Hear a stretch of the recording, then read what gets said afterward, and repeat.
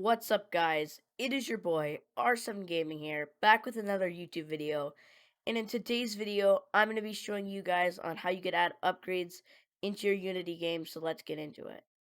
So, we're just going to click UI button, and this is going to be our first upgrade. And this is just going to be for the GFX 270. But first, we need to add a little drop down button. So, we're just going to name this button drop down BTN, and then we need to go to its child and name this drop down the child as a text. All we need to do now is just up the font size so it becomes more apparent. And let's just position this. Doesn't look beautiful, but it doesn't look good either. Just get it nice and okay looking. Just teaching you guys really how to do the code. We'll be doing maybe art even later on in the video. Later on in the series, actually. And so all we need to do is click plus UI panel and then name this drop down panel. But first we have to position it. So get it positioned. And now we're going to name this drop down panel. We're going to click on the plus UI button. And you're going to be able to buy what I like to call the GFX 270. It's a patent for it, I guess. GFX 270. Make it bigger. Name the button upgrade 1. And this is going to be the fun part. We're going to get into the scripting. So you're going to want to go into your C# scripts folder if you made one. I really hope you did, because organization is cool. And we're going to right click create C# script. So now we're going to name the script by item. And so we're just going to double click on it to open it. We're going to make a few variables. So we're going to do public float. And now public is actually really important for this. And this is going to be item price. And this is going to just, we're going to set that up in the actual, like the UI. So now we're going to do public float item bot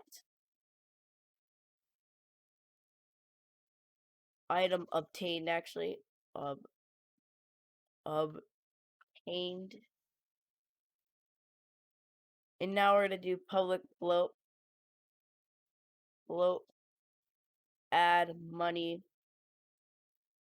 And now we're going to do a variable public game script. Now this is important because we need to have this be the same name as the script we put the money and stuff in and all of this, and we're just going to name this game manager. So it's important that it's the same name as this script. So all we need to do now is add a custom function, public void by item, and add the parentheses, add the brackets, and we need to do something. So we need to make some if statements. So we're going to do if item obtained equal 1, or if it's greater or equal to 1, actually. Then we're going to return. It's just going to return us, not really execute this. And all we need to do is if game manager dot money is less than item price, we're just going to want to return. But if none of these are satisfied, then all we're going to do, and then what we're going to do is we're going to actually have it work. So we're going to do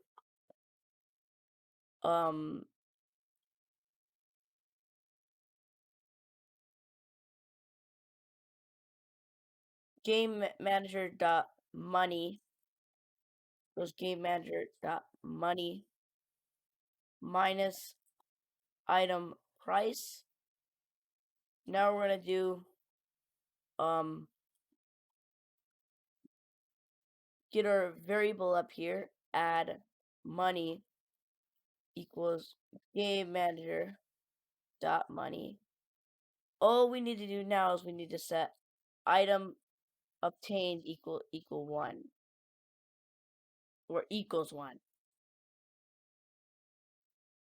So now that we got that code done, we're going to go in our button, and all we do is just drag in our script. We're going to drag in the game manager here, and now we're going to set the price of this to $400, and it's going to add $600. So now all we need to do is have it call this function. This is going to be an interesting way to do it.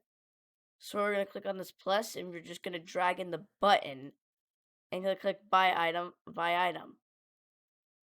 And this is also another bug. Game manager.money added equals add money.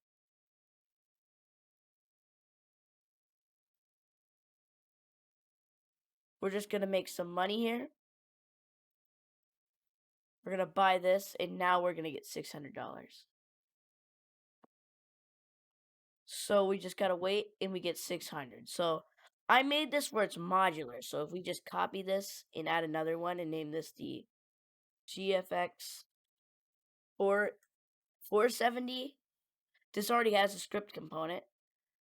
So we just name this upgrade 2.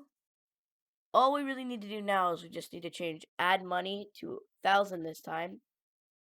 And all we need to do now is just up the item price to 800. And so watch how this is going to work now.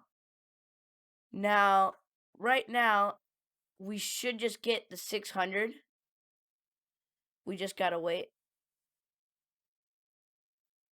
And it won't let us buy it again. And now that we have 1,200, we just buy this. And we're going to end up giving this, getting whatever this gives us. Oh, it was 1,000, so we got 1,000 more.